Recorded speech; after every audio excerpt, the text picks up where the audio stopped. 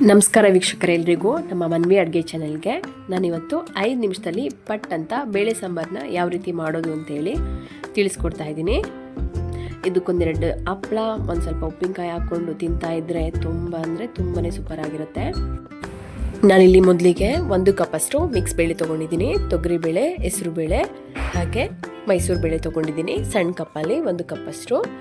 ನಂತರ 1 ಟೇಬಲ್ ಸ್ಪೂನಷ್ಟು ಅಚ್ಚ ಖಾರದ ಪುಡಿ, 1 ಟೇಬಲ್ ಸ್ಪೂನಷ್ಟು ಸಾಂಬಾರು ಪುಡಿ ತೊಗೊಂಡಿದ್ದೀನಿ. MTR ಸಾಂಬಾರು ಪೌಡರ್ ಸಿಗುತ್ತಲ್ಲ, ಅದನ್ನು ಕೂಡ ಆ್ಯಡ್ ಮಾಡ್ಕೊಳ್ಳಿ. ಇದ್ದರೆ 10 ರೂಪಾಯಿ ಪಾಕೆಟು, ತುಂಬಾ ಚೆನ್ನಾಗಿರುತ್ತೆ. ಇಲ್ಲ ಅಂತ ಹೇಳಿದ್ರೆ ಸ್ಕಿಪ್ ಮಾಡಿ. 3 ಟೇಬಲ್ ಸ್ಪೂನಷ್ಟು ತೆಂಗಿನಕಾಯಿ ತುರಿ ತೊಗೊಂಡಿದ್ದೀನಿ. ಹಾಗೆ ಸ್ವಲ್ಪ ಕೊತ್ತಂಬರಿ ಸೊಪ್ಪು ತೊಗೊಂಡಿದ್ದೀನಿ. 1 ದಪ್ಪದಾದ ಈರುಳ್ಳಿ ತೊಗೊಂಡಿದ್ದೀನಿ. 2 ಮೀಡಿಯಮ್ ಸೈಜ್ ಟೊಮೊಟೊ ತೊಗೊಂಡಿದ್ದೀನಿ. ಅರ್ಧ ಸ್ಪೂನಷ್ಟು ಜೀರಿಗೆ ತೊಗೊಂಡಿದ್ದೀನಿ. 1 ನಿಂಬೆಹಣ್ಣು ಗಾತ್ರಕ್ಕಿಂತ ಸಣ್ಣ ನಿಂಬೆಹಣ್ಣು ಗಾತ್ರದಷ್ಟು ಹುಣಸೆಹಣ್ಣು ತೊಗೊಂಡಿದ್ದೀನಿ.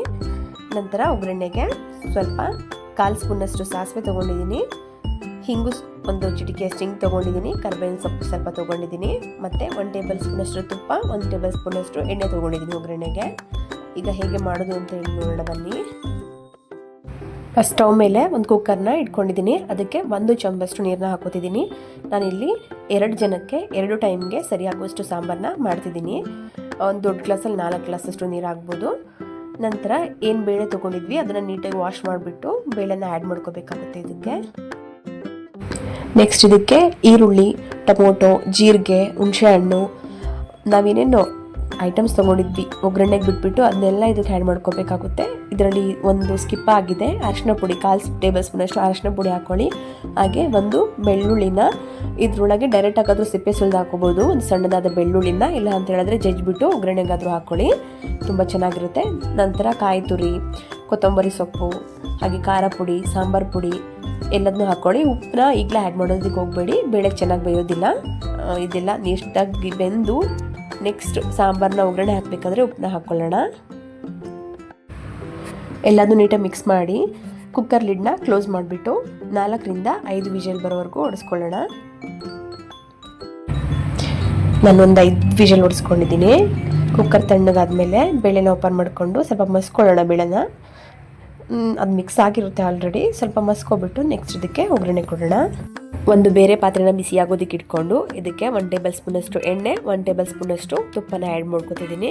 ನೀವು ತುಪ್ಪನೇ ಹಾಕೋಬೋದು 2 ಟೇಬಲ್ ಸ್ಪೂನು, ಇಲ್ಲಾಂದರೆ ಎಣ್ಣೆನ ಯೂಸ್ ಮಾಡ್ಕೊಬೋದು. ಎಣ್ಣೆ ಬಿಸಿ ಆದಮೇಲೆ 1 ಹಸಿರು ಮೆಣಸಿನ್ಕಾಯಿ ಇದ್ದರೆ ಸೀಳ್ಬಿಟ್ಟು ಹಾಕ್ಕೊಳ್ಳಿ, ಇಲ್ಲ ಅಂತ ಹೇಳಿದ್ರೆ 1 ಮೆಣಸಿನ್ಕಾಯಿ ಇದ್ದರೆ 1 ಮುರಿದು ಹಾಕ್ಕೊಳ್ಳಿ.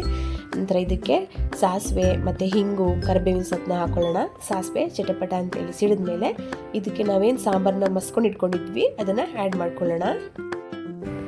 ಈ ಸಾಂಬಾರಿಗೆ 1 ಟೇಬಲ್ ಸ್ಪೂನ್ನಷ್ಟು ಉಪ್ಪನ್ನ ಹಾಕೋತಿದ್ದೀನಿ ನಾನು. ನೀವು ರುಚಿಗೆ ತಕ್ಕಷ್ಟು ಉಪ್ಪನ್ನ ಆ್ಯಡ್ ಮಾಡ್ಕೊಳ್ಳಿ. ನಂತರ ಇದನ್ನು ಒಂದು 5 ನಿಮಿಷ ಕುದಿಸ್ಕೋಬೇಕಾಗುತ್ತೆ. ಇದೊಂದು 5 ನಿಮಿಷ ಕುದ್ಮೇಲೆ ತುಂಬಾ ಸೂಪರಾಗಿರುವಂತಹ ಬೇಳೆ ಸಾಂಬಾರು ನಮಗೆ ಪಟ್ ಅಂತ ರೆಡಿಯಾಗಿರುತ್ತೆ.